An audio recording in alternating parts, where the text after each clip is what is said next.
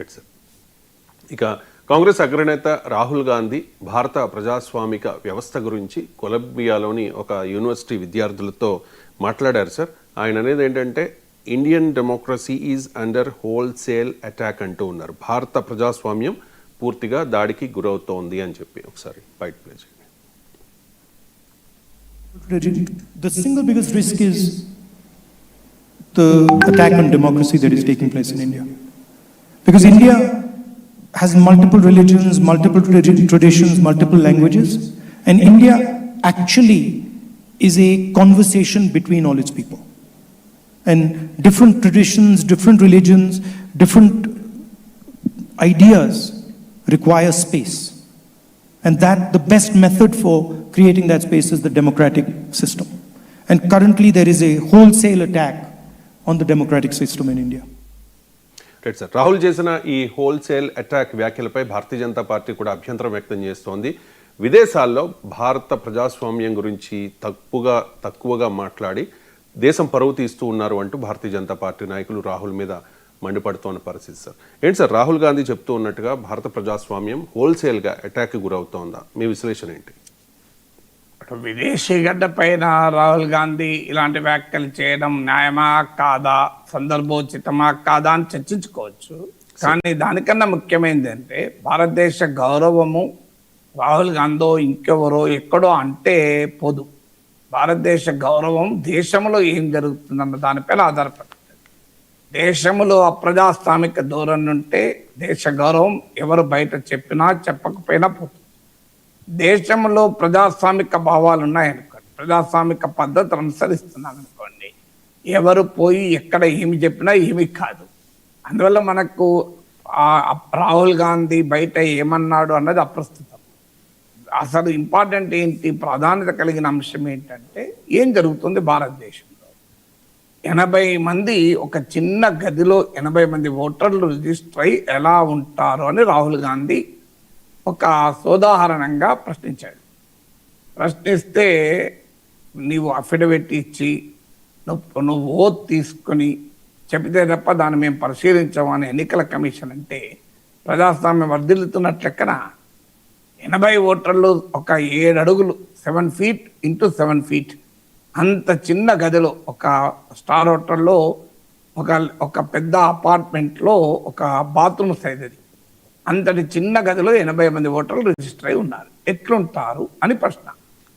ఇది చాలా సింపుల్ ప్రశ్న కదా. ఈ ప్రశ్న వేసినందుకు ధన్యవాదాలు చెప్పి వెంటనే విచారణ చేపట్టారు ఎన్నికల కమిషన్. కానీ ఎన్నికల కమిషన్ ఎదురుదాడి చేసి మీరు ఓత్ తీసుకోవాలి, అఫిడవిట్ ఇవ్వాలి, ప్రామిస్ చేయాలి, లేదంటే క్షమాపణ చెప్పాలని ఎదురుదాడి చేశారు. దీని ప్రజాస్వామ్యం అందామా? ఇది మొదటిది. రెండవది, ప్రతిపక్షాన్ని నిరంతరం దేశద్రోహులు, దేశ వ్యతిరేకులు, ప్రశ్నించే వారందరూ దేశద్రోహులు, దేశ వ్యతిరేకులు అంటే దేశ గౌరవం పెరుగుతుందా? దేశంలో ప్రధాన ప్రతిపక్షంతో సహా ప్రతిపక్షాలని చైనా ఏజెంట్లు, పాకిస్తాన్ ఏజెంట్లను రోజు అధికారం ఉన్నవారు చెబుతుంటే దేశ గౌరవం ప్రపంచంలో వర్ధిల్లుతుందా? ప్రపంచంలో ఏమనుకుంటారు? భారతదేశంలో ఉన్న ప్రభుత్వం చెప్తోంది అక్కడ ప్రతిపక్షం అట చైనా ఏజెంట్లట, పాకిస్తాన్ ఏజెంట్లట, అక్కడ ప్రతిపక్షం అక్కడ ప్రధానమంత్రిగా పనిచేసిన వ్యక్తి, ఆర్మీ చీఫ్గా ఉన్న వ్యక్తి, విదేశాంగ మంత్రి కలిసి ప్రధానమంత్రిని హత్య చేసేందుకు కుట్రలు పన్నుతారట అని అనుకోరా? ఇది నేను చెప్పేది, నరేంద్ర మోడీ చెప్పాడు గుజరాత్ ఎన్నికల ప్రచారంలో.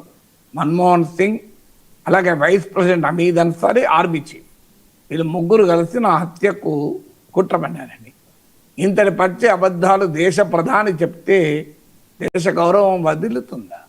రెండవది. మూడవది, సుప్రీంకోర్టు జడ్జిలను మేమే నియమిస్తాం, పార్లమెంటరీ సావర్నిటీ ఉంటుంది, ప్రజలెన్నుకున్న పార్లమెంటుకే సర్వాధికారాలు ఉండాలి అని రాజ్యాంగ మౌలిక స్వరూపానికి వ్యతిరేకంగా ఉపరాష్ట్రపతి నుంచి మొదలుకొని న్యాయశాఖ మంత్రి మాట్లాడుతుంటే భారత ప్రజాస్వామ్యానికి గౌరవం పెరుగుతుందా?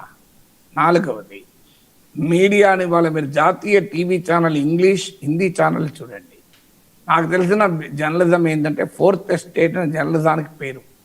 ఎందుకు? రాజ్యాంగంలో 3 ఎస్టేట్స్ ఉంటాయి. ఎగ్జిక్యూటివ్ ప్రభుత్వము, లెజిస్లేచర్ పార్లమెంటు, జ్యుడిషియరీ న్యాయ వ్యవస్థ, మీడియాను ఫోర్త్ స్టేట్గా పిలుస్తారు. అంటే ఈ 3 వ్యవస్థల్ని నిరంతరం ప్రశ్నించేటువంటి ఒక క్రిటికల్ అడ్వర్సోరియల్ రోల్ ప్లే చేయాలని అంటారు.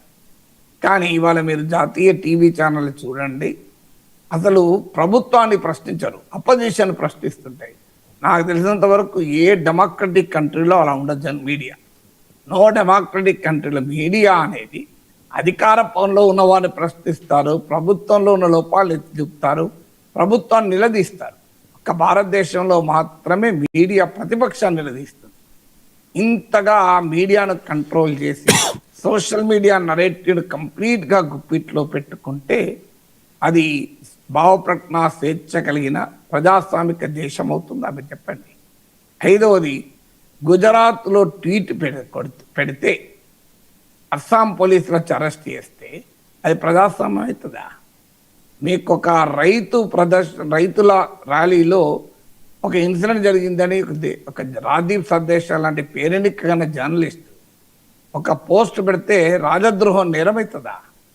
ఇలాంటి కేసులు పెడితే దాని ప్రజాస్వామ్యం అని అందామా? ఒక వార్తను అత్రాస్లో వార్త రాసడానికి వెళితే అన్లాఫుల్ యాక్టివిటీస్ ప్రివెన్షన్ యాక్ట్ కింద జైల్లో వేసి వారాల తరబడి జైల్లో పెడితే బెయిల్ కూడా రాకుండా అది ప్రజాస్వామ్యం అవుతుందా చెప్పండి ఇది.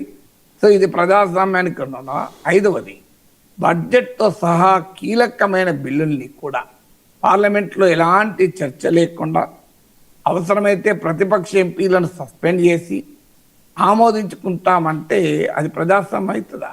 దేశంలో జరుగుతున్నది కదా ఇది. సో అది ఎక్కడన్నా అది న్యాయమవుతుందా అసలు అలా? సో ఎక్కడన్నా ఆలోచించగలగమా? సో అందువల్ల ప్రజాస్వామ్యం హోల్సేల్ అటాక్ గురైంది అనే దాన్ని మనము ఏ రకంగా అర్థం చేసుకోవాలి? రాహుల్ గాంధీ విదేశాలు అనడం రైటా రాంగా అది వేరే చర్చ. ఇప్పటికిప్పుడు భారతదేశంలో ప్రజాస్వామ్యం ఏదో అయిపోయింది అని నేనేం అనడం లేదు, అండ్ ఫ్యాటలిస్టిక్ కంక్లూజన్కి రావడం లేదు. స్టిల్ ఇండియా ఇది వైబ్రెంట్ డెమోక్రసీ, అనుమానం లేదు. కానీ దేశంలో జరుగుతున్న పరిణామాలు ఏంటి? 6వది, అసలు ప్రభుత్వాన్ని ప్రశ్నించడం దేశాన్ని ప్రశ్నించడం కాదు. Anti government is not anti national. ఇది సుప్రీంకోర్టు ఇచ్చిన తీర్పు, ఇది లా కమిషన్ ఇచ్చిన జడ్జిమెంట్. ఎమర్జెన్సీ చీకటి రోజుల్లో దేవకాంత్ బార్వా అనే అతను Indira is India, India is Indira అన్నాడు. దాన్ని అప్పుడు అందరూ ఖండించారు, ప్రజాస్వామ్యం అంతమైందని. ఇప్పుడు సరిగ్గా ఇప్పుడు ఏమంటున్నారు? Modi is India, India is Modi. BJP is India, India is BJP. మోడీని విమర్శిస్తే, బీజేపీని విమర్శిస్తే దేశాన్ని విమర్శించినట్లే. ఇది ఎమర్జెన్సీ, అప్రకటిత ఎమర్జెన్సీని గుర్తుకు తేవడం లేదా? అప్పుడు ఒక్క దేవకాంత్ బార్వాలు ఉంటే ఇప్పుడు అడుగడుగునా దేవకాంత్ బార్వాలే ప్రత్యక్షమవుతున్నారు కదా. ఎక్కడైనా స్పష్టంగా కనబడుతున్నారు కదా.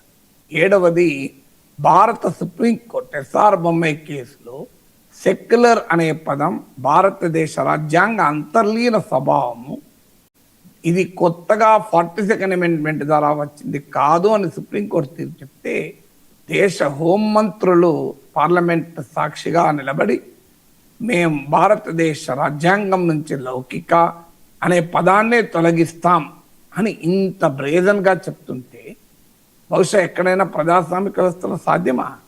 రాజ్యాంగంలోని మౌలిక స్వరూపం పైన మేము దాడి చేస్తాం అని బహిరంగంగా చెప్తుంటే, రాజ్యాంగంలోని మౌలిక స్వరూపంలో భాగము సెక్యులర్ అన్నది సుప్రీంకోర్టు అనేక తీర్పులో చెప్పింది. అయినా కూడా మేము దాడి చేస్తామంటే దాన్ని మనం ప్రజాస్వామిక వ్యవస్థ అని అనుకోగలమా? ఇక 8వది, ప్రత్యర్థి పార్టీలను చీల్చి ఎమ్మెల్యేలను కొని ప్రభుత్వాల్ని మార్చుతున్న ధోరణి మనకు ప్రత్యక్షంగా కనబడుతుంది. ఇలా ఎన్ని పార్టీలను చీల్చారో మనం చూసాం కదా దేశంలో. మీకు మహారాష్ట్రలో జరిగిన ప్రహసనం ఏంటి, కర్ణాటకలో జరిగిన ప్రహసనం ఏంటి, నార్త్ ఈస్ట్లో జరిగిన ప్రహసనం ఏంటి? అంటే ఎన్నికల్లో గెలవడం అనేది ప్రాధాన్యత. అందుకొరకు మేము ఏ రకమైన దానికైనా పాల్పడతాము. Everything is fair in politics అనే ఎండ్స్ డిటర్మైన్ ద మీన్స్ అనే ధోరణి ప్రబలుతుంటే దాని ప్రజాస్వామ్యం అని అందామా చెప్పండి. 9వది, ప్రజల మౌలికమైన సమస్యలు కాకుండా మతం పేరిట లేదా మరొక రకమైన భావోద్వేగాలను రెచ్చగొట్టి అధికారంలోకి రావాలి అని చూస్తుంటే దాని ప్రజాస్వామ్యం అందామా? మందిర్, మసీద్, ముజ్రా, మంగళసూత్ర, ముస్లిం, మొఘల్, ఎన్ని రకాల పదాలు ఎమ్ములు వచ్చాయి మనం చూసాం కదా. సో దాన్ని అంగీకరించుదామా దేశంలో? సో ఇది ప్రజాస్వామిక సాంప్రదాయం అని అనుకుందామా? పదవది, ఒక్కొక్క ఇన్స్టిట్యూషన్, ఎలక్షన్ కమిషన్, సుప్రీంకోర్టు చెప్పింది ఎన్నికల కమిషన్ అనేది స్వతంత్రంగా ఉండాలి, అంటే ఇది ప్రభుత్వం నియమించకూడదు అని సుప్రీంకోర్టు చీఫ్ జస్టిస్ కూడా ఆ కమిటీలో ఉండాలి అని తీర్పు చెప్తే పార్లమెంట్లో చట్టం చేసి సుప్రీంకోర్టు చీఫ్ జస్టిస్ ఉండాల్సిన అవసరం లేదు, ప్రధానమంత్రి ఒక senior cabinet minister, leader of the opposition, అంటే ప్రభుత్వ మెజారిటీ కలిగిన కమిటీతో ఎలక్షన్ కమిషన్ నియమిస్తాం అని పార్లమెంట్లో చట్టం చేస్తే అది ప్రజాస్వామ్యం అనిపించుకుందామా? ఇక్కడ free and fair elections form part of the basic structure కదా.